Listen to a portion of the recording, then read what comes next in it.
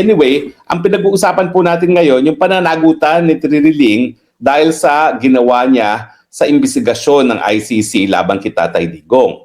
Ano ba hong inamin na ngayon ni Triniling?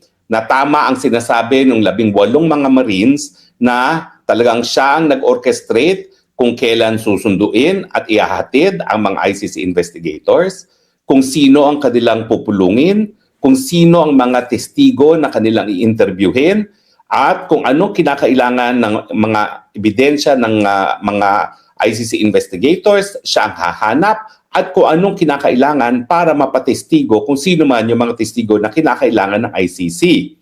Inamin niya yan, at para bagang wala kayong pakialam, wala akong masamang ginawa. Ang totoo lang, meron ba talagang pananagutan itong si Triniling sa ginawa niyang partisipasyon sa investigasyon ng ICC? Well, unang-una, bakit ba mali yung naging partisipasyon ni Trillanes? Kasi si Trillanes, hindi naman po siya patas. Siya'y kalaban ni Tatay Digong. Yung Rome Statute, kapag sinabi na sila ay aasa sa kooperasyon ng Estado, ang kinakailangan na magbigay ng kooperasyon, yung Estado mismo. Dahil yung Estado ay magiging kapartner ng ICC para nga makamit ang katarungan. Hindi po papel ng ICC na kalabanin ang mga kalaban sa larangan ng politika na mga tao na kukuha o kakalap ng ebidensya para mapakulong ang isang tao sa ICC. Hindi po dapat ginagamit ang ICC bilang sandata sa politika na nangyari sa kaso ni Tatay Digong dahil nga ginamit ang ICC para makulong si Tatay Digong sa kagustuhan ng mga Marcoses na mawala na ang impluwensya ng mga Duterte sa Pilipinas. Mabuti na lang po kabaliktaran na nangyari. Dahil habang pinakulong nila si Tatay Digong dyan sa dahig, lalo naman lumakas ang impluwensya ni Tatay Digong sa politika at sigurado po, dahil nga sa ginawa ng mga Marcoses dyan kay Tatay Digong, abay sigurado na baka ang susunod na presidente ay si Inday Sara Duterte, dahilan kung bakit ngayon ay abalang-abala sila para tanggalin si Inday Sara bilang isang presidente, makasuhan ng kriminal at nang sa ganon, hindi makatakbo bilang presidente sa 2028 dahil yan nga ay kabahagi ng kanilang script. Gaya ng sinabi kanina ni Inday Sara Duterte doon sa talakayan niya, doon sa ibalik ang tapang at malasakit na talagang naninilbihan pa siya bilang kalihim ng Secretary of Education, meron ng plano talagang siyang i-impeach ng Makabayan Black. Balik tayo kay Triniling. Unang-una po, kaya nga po hindi dapat siya naging involved dito sa pagkakalap ng ebidensya, siya ay kalaban. Ibig sabihin, walang patas na investigasyon. Ang nangyari ay pangalap lamang ng mga ebidensya para madiin at makulong si Tatay Digong. Sigurado po ako na wala pong ebidensya na magpapatunay ng hindi pagkakasala ni Tatay Digong ang kinonsidera ng mga investigators na talaga namang gumalaw dahil lamang sa direksyon na ibinigay ni Triniling. At sigurado po ako, bagamat hindi pa siya pinangalanan ni Kaufman, na siya yung nasa tape na sinasabi ni Kaufman na nagyayabang na ako ang secret partner ni Marcos dito sa paggigipit kay Tatay Digong. Now, lilinawin ko po, ordinarily, ang mga ICC investigators ay po pwede talaga makipagtulungan kahit kanino kasama na ang mga pribadong mga individual. Pero karaniwan ang mga pribadong individual ay hindi mga politiko. Dahil kapag politiko at alam naman nila ang lilitisin na isang taong politiko rin, yan po ay ang possibility ay kalaban sa politika. At ang nananisin lamang ay gipitin yung akusado. At yan nga ang nangyari kay Triniling. Kaya po, nagbubukas po yan sa maraming mga question kung dapat nga bang paniwalaan ang mga ebidensyang kinalap ni Triniling dahil bilang isang kalaban sa politika, ang gusto lang niya ay igipitin si Tatay Digong at wala siyang pakialam sa katarungan na hinahanap natin lahat. So, ano ba ang sinasabi ng Rome Statute? Well, ang sabi ng Rome Statute, pwede, pero yun na nga, meron tayong tinatawag na abuse of process. Kapag inabuso mo naman yung proseso to the point na mawawalan ng kredibilidad, hindi lang ang paglilitis, kung hindi ang hukuman mismo, dahil ito nga ay gagamitin instrumento sa politika, yan ang hindi pinapayagan ng Rome Statute. So, at the very least, yung mga ebidensya na nakalap ni Trilliling bilang kalaban ni Duterte, hindi dapat bigyan ng mabigat na weight. Hindi dapat paniwalaan dahil ito ngayon nanggagaling sa isang tao na talaga ang gusto lamang ay sirain at gipitin si Tatay Digong. Hindi dapat bigyan ng mabigat na kredibilidad dahil nga yan po ay nanggagaling sa isang poison source na tinatawag. Pangalawa, bukod pa doon, depende yan sa mga pamamaraan na ginamit ni Trilliling. Eh yung sabi ng mga Marines na merong 2 million na ibinigay sa investigador, naku po, yan po ay talagang krimen din sa ICC Rome Statute mismo. Merong pong Article 70 sa Rome Statute na nagsasabi na po pwedeng litisin ng ICC si Trilliling kung mapapatunayan nga na namigay ng pera dyan sa mga investigador dahil yan po ay bribery. It is a crime against the administration of justice. So, kung ang tanong ay may pananagutan ba si Trilliling mismo, abay meron po doon mismo sa ICC. Baka nga lang maging kasama pa ni Tatay Digong sa kulungan yang si Trilliling kapag napatunayan na siya ay gumamit ng pera para maimpluwensyahan ang mga investigador ng ICC. Wag naman po dahil talaga tama na yung nakakulong si Tatay Digong sa dahig, lalo talagang ikabibilis ng buhay ni Tatay Digong kung makakasama pa niya sa kulungan si Trilliling. Pero sa tingin ko, kung mapapatunayan yan na siya ay gumamit nga ng $2 million para maimpluwensyahan ng mga investigador, ang ICC mismo po ang dapat maglitis kay Trilliling. Bukod po dyan, krimen din as a crime against the administration of justice kung mapapakita na unang-una, nagbigay ng mga pabuya si Trilliling para magsinungaling ang mga testigo. At yan naman po ay hindi malayo kasi ang pinagyayabang niya, yung mga testigo na karamihan ay mga mamamatay tao at mga self-confessed na mga kriminal ay nag-agree na magtestigo hindi lamang para sa pangako na hindi sila lilitisin mismo ng ICC, kundi marami pa siguro mga dahilanan kung bakit sila pumayag. Siguro sinasabi nila na dahil kami magtatago, kinakailangan suportahan ng aming mga pamilya, so meron ding bribery ng mga witnesses mismo. Yung pagbibigay ng immunity by itself, hindi po pwede siguro maging resulta sa pagkakakulong kay Trilliling sa ICC. Pero yung pagbibigay ng ganyang immunity, gaya ng sinabi ni Kaufman sa paglilitis, hindi dapat pinaniniwalaan ang mga testimonya ng mga tao na nagtitistigo lamang kapalit ng pangako na hindi sila malilitis dahil sa kanilang mga krimen. At bukod pa po dyan, syempre, dahil nga po nagkaroon na ng, kumbaga, poison doon sa pagkuha ng ebidensya labang kay Tatay Digong, meron din tayong kasabihan na kinikilala rin sa ICC na hindi dapat tinatanggap ang prutas na mga nakakalasong mga puno or fruit of the poison tree. So po pwede na lahat yung mga ebidensya na nakalap ni Trilliling, unang-una bilang kalaban ni Tatay Digong, resulta ng panunuhol, resulta ng pagbibigay ng mga pangako sa mga testigo, resulta siguro sa pananakot para magkaroon ng testigo, ay po pwedeng hindi na talaga matanggap mismo sa ICC. At bukod pa dyan, kung mapapatunayan na ang kabuuan naman talaga ng ebidensya ng ICC at ako'y naniniwala na talagang malaki ang naging partisipasyon ni Trilliling para magkaroon ng kaso labang kay Tatay Digong, po pwede talagang yan magkaroon ng resulta na dapat ma-dismiss na ang kabuuan ng kaso dahil hindi nakatanggap-tanggap at hindi nakapanipaniwala ang mga ebidensya na hinain laban kay Tatay Digong. So bakit pa tayo magko-confirmation of charges kung mapapatunayan naman na yung mga ebidensya na binabasihan, kung meron bang sapat na ebidensya para magpatuloy sa paglilitis, ay mga prutas of the poison tree, fruits of the poison tree. So talagang dapat po talaga ang ICC mismo mag-imbestiga. Hindi sapat ang sasabihin nila na hindi nila tinatanggap ang mga ebidensya nang hindi nila mismo binibigyan ng timbang kung kapanipaniwala ba at kung meron nga bang kinalaman sa kaso ang mga ebidensya.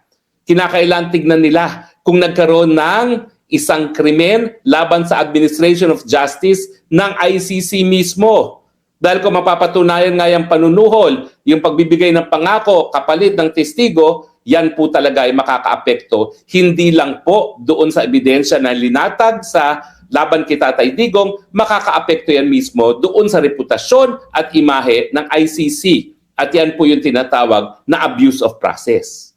Kasi bagamat hindi pinagbabawal ang pagtutulungan ng isang pribadong individual, pero dahil nga binaliwala ng mga ICC investigators yung political bias ni Trililing at posible na nagkaroon ng krimen dahil nagkaroon ng palitan ng pera, yung pangangako, pananakot, dapat talaga lahat ng ebidensya na yan hindi magamit. At kung wala ng ibang ebidensya na nakalap laban kay Tatay Digong, at naniniwala naman ako na yung mga ebidensyang hawak ng korte ay galing talaga kay Trililing, dahil ang preliminary examination naman na ginawa ng mga prosecutors ay base lamang sa mga ebidensya on open sources kasama ang media, baka talagang wala ng kaso laban kay Tatay Digong at dapat na talagang tuluyan na ma-dismiss ang kaso laban kay Tatay Digong. So hindi po maliit na bagay yung pag-amin na ginawa ni Trililing na siya talaga ay naghimasok at talagang siya ang nag-orchestrate ng investigasyon ng mga ICC investigators dito sa Pilipinas. Yan po ay posible maging dahilan para mapauwi na ng mas maaga si Tatay Digong dahil nga po unang-una dapat naisip mismo ni Trililing na kapag lumabas yung kanyang partisipasyon sa investigasyon, talagang nalalaso na ang lahat ng mga ebidensyang nakalat dyan dahil alam ng lahat si Trililing ay kalaban sa politika ni Tatay Digong. At ang kanyang nanaisin lamang ay para sirain si Tatay Digong, dahilan nga kung bakit ngayon ay nakakulong na si Tatay Digong. Hindi ko alam talaga kung anong nangyari, kung bakit yung Jude Sabio, kasama ko po yan sa dormitoryo sa UP, kasama rin yan ni Lenny Robredo sa dormitoryo sa UP, na siyang naghain nung una ng kaso laban kay Tatay Digong ay biglang nagbitiw sa kaso. Kung maalala niyo po, si June Sabio mismo nag-drop ng complaint at hinain sa ICC. Pero bago pumanaw si Jude Sabio at pumanaw na po siya, sinabi niya na binabawi niya ang ginagawa niya dahil siya ay binayaran lamang ni Trililing. So kung makikita niyo na yung Jude Sabio na nangalap ng mga pangunahing ebidensya ay binayaran lamang ni Trililing at talaga namang siya'y nagsisisi. Dahil kung ako hindi nagkakamali sa recollection ko, nagsisi si Jude Sabio doon sa kanyang papel na ginawa dahil lamang kay Trililing, no? Posible po talaga na lahat ng mga ebidensya ngayon ay dapat suriin muli ng isang patas na prosecutor at panandalian, i-dismiss muna ang kaso at tignan muli kung tama ba ang appreciation ng mga ebidensyang ito. Dahil again, sa isang inquisitorial system, at yan po ay ang siste sa ICC, ang prosecutors hindi lamang naghahanap ng ebidensya para mapatunayan ang pagkakasala, ang prosecutor dapat maghanap din ng ebidensya na magpapatunay na posibleng hindi nagkakasala ang isang akusado. So talagang ngayon po, dapat maabala na ang Office of the Prosecutor ng ICC at ang mga mahistrado ng ICC. Dapat talaga iparating sa kanila itong pag-amin ni Trililing, iparating kung sino si Trililing, at iparating na walang mabuting motibo si Trililing sa pag-iimpluwensya sa investigasyon kung hindi gipitin lamang si Tatay Digong. At dapat talaga tanungin ang mga investigator, bakit kayo tumatanggap miski ng sakay at pagkain sa mga politiko na alam naman nila na dapat sila ay maging independyente at maging patas sa kanilang investigasyon? Sabihin na natin wala silang tinanggap kasi may possibility naman na talagang hindi nakarating sa kanila yung 2 million bagamat sinasabi na ibinigay ang kay Trililing.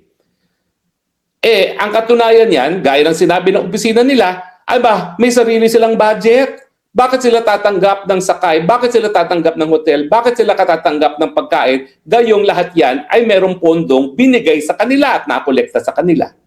Ano ibig sabihin yun? Binigay ng libre ni Zaldico lahat yung mga bagay na yan. Tapos binigyan pa sila uli ng resibo para sila ay makakupit. Yun lang po ibig sabihin yan. Kung talagang bukod doon sa meron ng pondo silang ibinigay ang korte, ginamit pa rin nila yung mga binibigay ni Zaldico, ibig sabihin, kinupit nila yung mga pondo na nakalaan para ibayad sana dyan sa hotel, pagkain at transportasyon.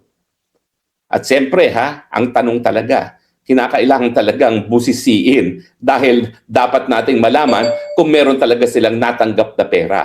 At sana naman, itong si Zaldico, dahil siya naman talagang pinanggalingan ng lahat, at yan naman mga pangyayaring yan, nangyari sa mga private property na kanyang pag-aari, sana kung meron siya mga CCTV na pagtanggap ng mga salapi, ilabas na yan nang malaman ng katotohanan. Dahil meanwhile, dahil sa kagagawa ni Trilliling at sa kagustuhan ng Trilliling na talagang sirain ng Tatay Digong, nakakulong ngayon ang isang 80 anyos na magbe-birthday na naman ng kanyang 81st birthday sa loob ng kulungan na hindi dapat. So sa akin, sa lalong mabilis na panahon, kinakailangan ipagbigay alam sa hukuman itong pag-amin ni Trilliling sa kanyang partisipasyon sa pangangalap ng ebidensya dahil sa kanyang partisipasyon alone, posible po na dahil sa abuse of process, posible na tuluyan ng ma-dismiss ang lahat ng paratang labang kay Tatay Digong dahil nga po na-impluwensyahan na ng politika ang pangangalap ng ebidensya laban kay Tatay Digong. At sana po ito'y mangyari na sa lalong mabilis na panahon dahil nais nating makabalik na si Tatay Digong nang siya naman ay tuluyan ng mahinga, hindi lang po sa Pilipinas, kundi sa kanyang mahal na syudad ng Davao. Ulitin ko po itong paghihimasok ni Trilliling, posible po na papawalang bisa ang lahat ng ebidensya na kinalap nila dahil siya po ay isang politiko na kalaban ni Tatay Digong at dahil po dyan, masasabi natin na nagkaroon po ng parang poison ang mga ebidensya na nakalap dyan. Ito po isang krimen sa Rome Statute mismo. Ayaw ko lang siguro tuluyan si Trilliling dahil baka magkasama pa sila sa kulungan ni Tatay Digong.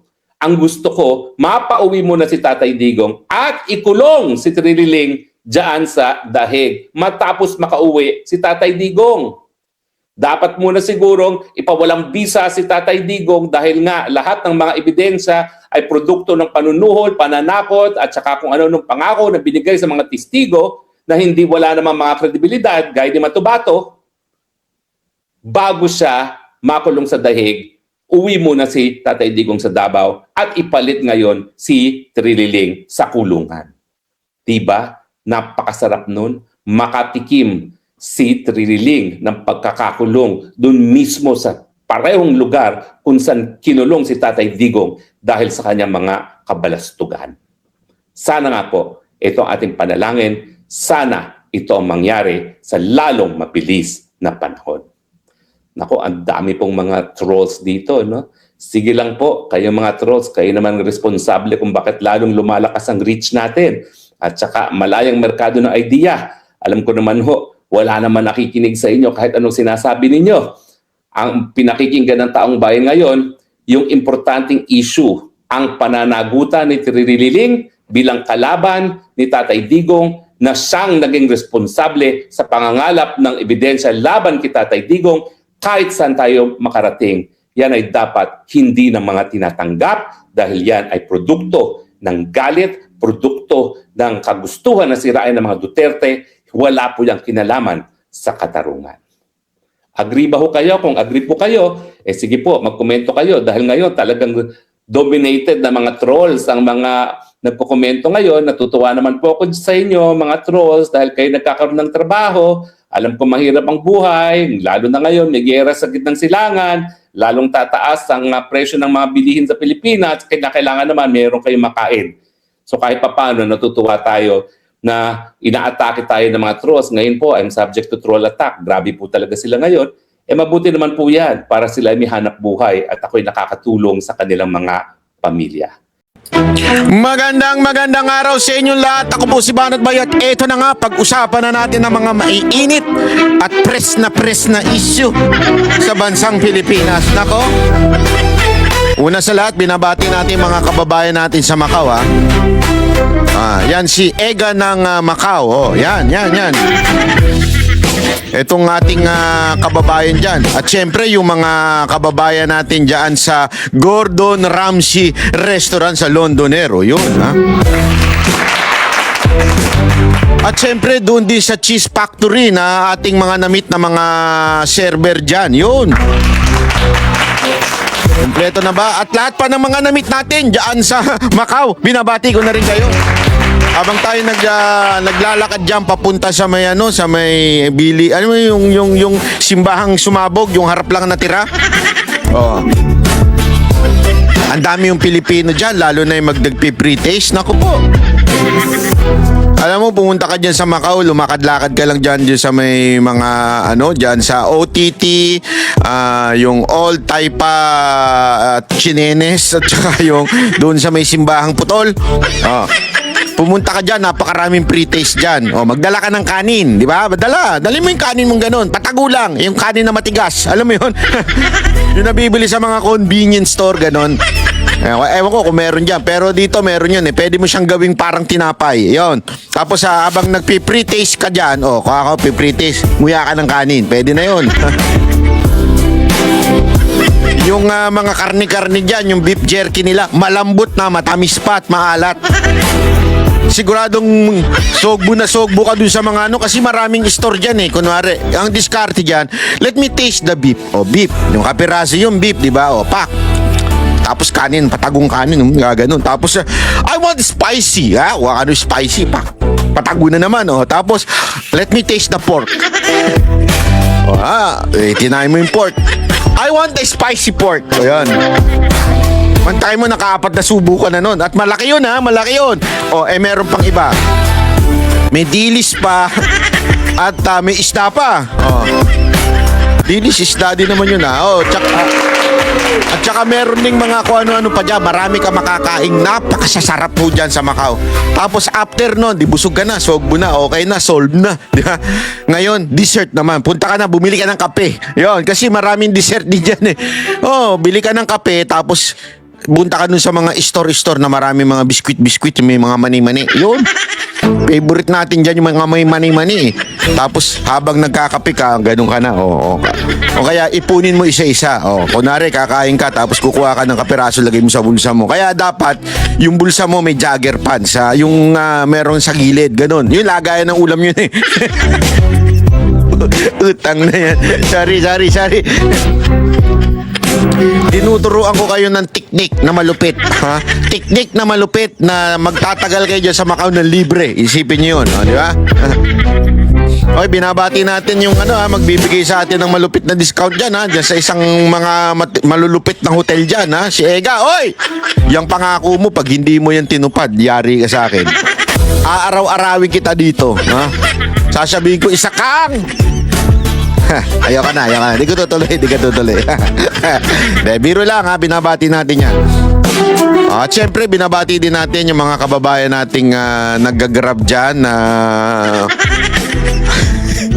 illegal. Kasi wala naman silang app. Biro lang, ha? Binabati natin, ha? Okay lang yan. Kahit mahal kayo maningil.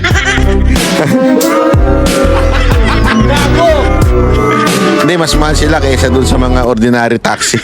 Sabagay, tinawagan mo nga naman, pinapunta mo ng kusa dun. Ikaw naman ba, napakasama na ugali mo. Gago! Anyway, eto, simulan na natin mga balibalita, ha. Pasensya na sa mga nagsasabi na gusto kong ikaw ma-meet para pa-picture. Minsan po kasi kung ano lang yung maisipan kong gawin. Kaya pupunta ako dito, pupunta ako dyan.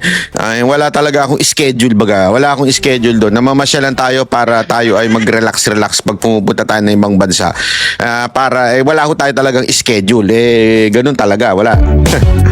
Kung saan lang ako makakakuha ng libreng pre-taste, doon lang ako. Abangan nyo na ako sa mga pre-taste. Nandun ako. Ito na nga. Ano ba pag-uusapan natin? Matindi itong pag-uusapan natin. Napakalupit ito. Ito po ang pinaka malupit na usapin sa bayan natin ngayon. Impeachment ni VP Sara Duterte. Na kayo ng wewe, oo. Alam mo, mamaya napanood nyo pala. Upload ko pala to bukas. Mamaya mapapanood nyo. Hindi, bukas pala. Hindi, napanood nyo na pala. Sorry, nagugulan na ako sa oras ko. Alam mo, isa sa mga sinabi nga ni VP Sara Duterte, yung bagang sinasabi niya na, ano ba to? Yung sinabi niya na na ayaw niya sanang i-discuss yung impeachment. Bakit to? Kasi ang gulo-gulo na ng bayan, ang gulo-gulo na ng mundo. Isipin mo sa ibang bansa naggegera na sa Middle East. Ang gobyerno dapat nakatuon ang atensyon doon sa Middle East. Bakit to? Kasi napakaraming suliranin dyan Paano mo maitatravel pabalik dito? Kasi sinasabi nila wala daw yung airspace. Meron po. Paulit-ulit natin sinasabi yan, wala dun sa mga ayaw o walang pakialam sa inyo. O yun na sinasabi ng gobyerno na to. Pag wala silang pakialam sa mga OFW, sasabihin nila, hindi, sarado kasi yung airspace, hindi ho totoo yan. Meron nung mga nakakauwi dito, meron silang way o dinadaanan para makaalis ho ng Middle East at makapunta dito.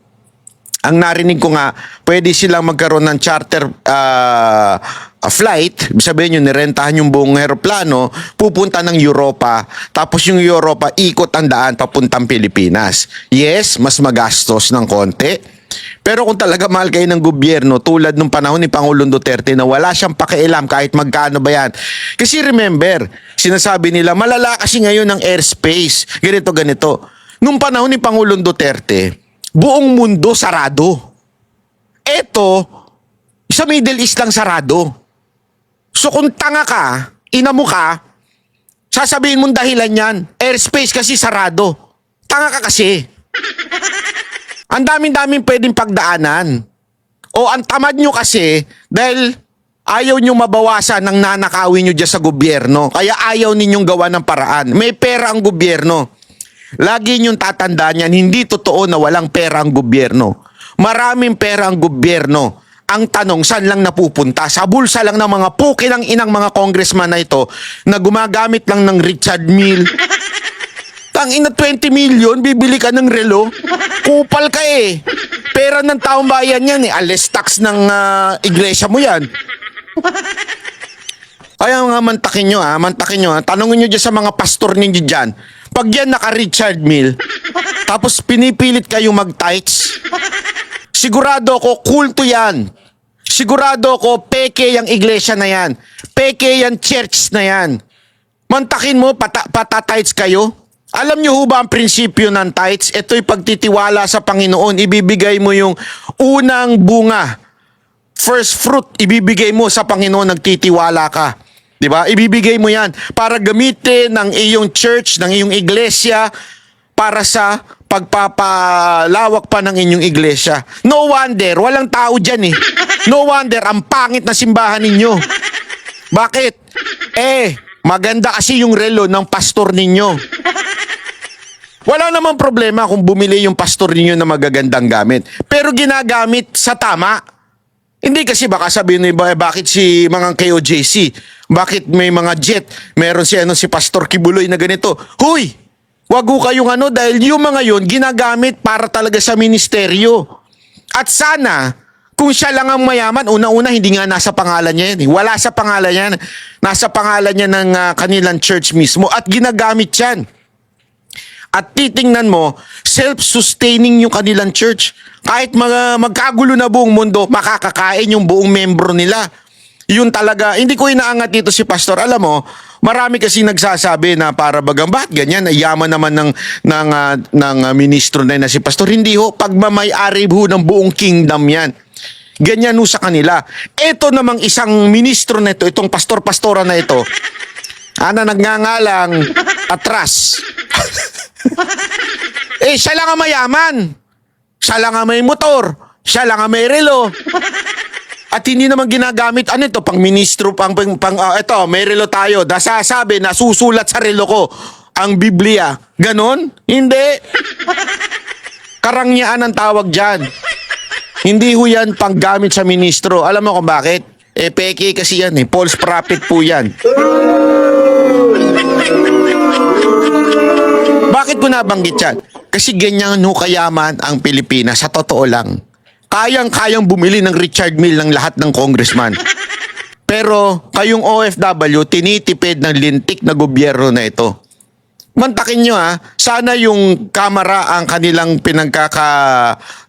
bisihan ngayon. How can we pass law na makakatulong sa mga OFW ng mabilisan? Paano yung, alam mo yun, kasi ito reklamo di ba? Dilema kasi yan di ba? Dilema ng mga OFW. Bakit kami uuwi dyan na wala namang kaming trabaho? Tama, mali. Yan ang dilema Gusto namin umuwi dahil napakapanganib dito. Kasi nga, sabi nga doon, ang kwento nga ng isang OFW sa akin, pag tumunog na yung torotot nila, yung gumagano'n, hindi ganun ang tunog.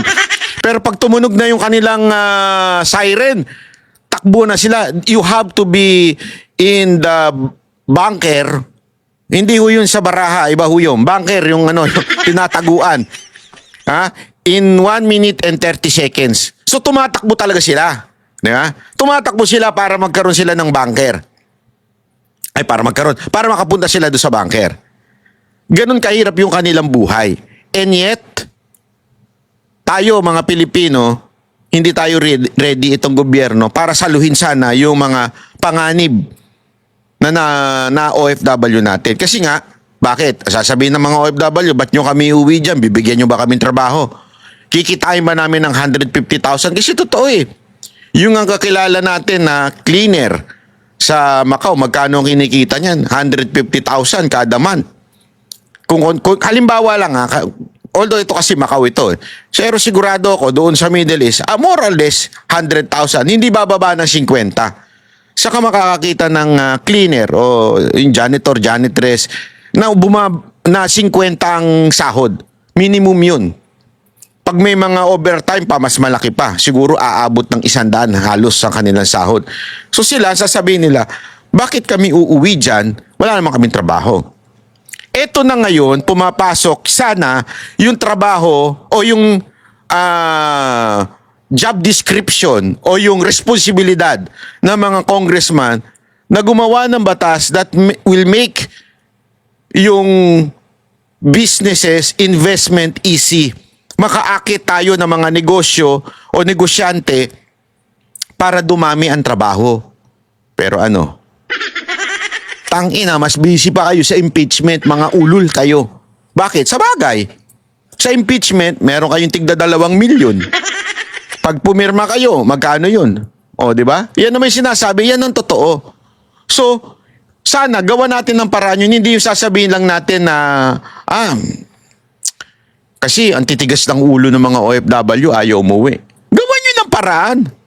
Gawan nyo ng paraan. Nung panahon ni Pangulong Duterte, ayaw umuwi, pero no choice kayo, umuwi kayo. Deployment ban sa Kuwait. No choice kayo, dito kayo. Pero we will provide for you. Ganun ang ginawa ng gobyerno ni Duterte. Pero ngayon, ayaw nyo umuwi, di wag. Gago! Ayaw nyo umuwi? Sige, bahala na kayo sa buhay nyo. Desisyon nyo yan Di ba? Ganun Kasi nga, hindi nila pipilitin dahil gastos lang yan. Tapos wala naman trabaho dito dahil bago pa nangyari mga kaguluhan dyan sa Middle East, bagsak ang ekonomiya natin. Hindi pa nagkakagulo bagsak na. Ngayon, mas malupit. Hindi lang bagsak. Talagang sumasadsad. Alam mo yung napanood ko sa yung gasolina. Naku po, patay kang bata ka. Kaya ako ngayon, magbibisikleta na lang ako. Magbibisikleta na lang ako sa mga pupuntahan ko kasi para makatipid. Kasi ang laki na ng gasolina, sobrang tataas na. Kaya yung mga tambucho nyo, mga kamote rider, tanggalin nyo na, pampataas ng gasolina yan. Lagyan nyo na lang ng tubig yung mga ninyo. Hindi kasi alam mo, sabi ko nga dito mo makikita na talaga tayo ay nasa tawag doon, nasa lumang era pa ng ating kasaysayan. Alam mo kung bakit? Sa China, sa Macau, at sa iba pang mga bansa, kahit ito sa Japan, kahit ito pa sa mga Singapore, na kapag na sila, nakita na nila ito, that someday magkakaroon ng problema sa gasolina. So nag-convert na sila sa electric. Halos lahat. Kaya nga tahimik yung karsada nila. Kaya nga kung tatanga-tanga ka, masasagasaan ka. Kasi hindi mo maririnig yung tambutso, hindi mo maririnig yung ingay ng mga jeep. Walang ingay sa karsada. Tayo pa naman habang naglalakad, scroll ng scroll kahit wala naman kayong pinapanood dyan. Scroll lang kayo ng scroll habang naglalakad. Masasagasaan kayo. Kasi nasanay na tayo. May ingay naman yan. Okay lang ako mag-Facebook dito, tweet, TikTok dito. Kasi maririnig ko naman pag may parating na sasakyan. Dyan sa mga bansang Asia na mga developed country na, wala nang ingay. Kaya pagka ikaw tatanga-tanga, mababangga ka talaga dyan Bakit? Kasi electric na lahat So sila, kahit siguro magkagera, hindi masyadong apektado. Baka tinatawanan pa nila. Hindi naman namin kailangan gas. Electric lang kami. At yung electric, baka sabihin nila, di ba nagpapatakbo rin naman yung gasolina? Hindi ho. May solar na rin sila So talagang na-convert na sila into a modern kind of mobility. Tayo. Ano issue natin? Impeachment ni Inday. Gago! Totoo. Kaya nga alam mo, tuwan-tuwa ako dahil etong nangyari dito sa pagdemanda ni VP Sara Duterte kay Madriaga. Naku po, ang lupit. Ang lupit. Kaya lang pala ito si Madriaga naggagaganito. Kasi crush pala niya. Crush niya si VP Sara Duterte, kaya delikado. VP Sara Duterte. Paltan nyo na si Boss Dada na host. Crush din kayo niyan Gago!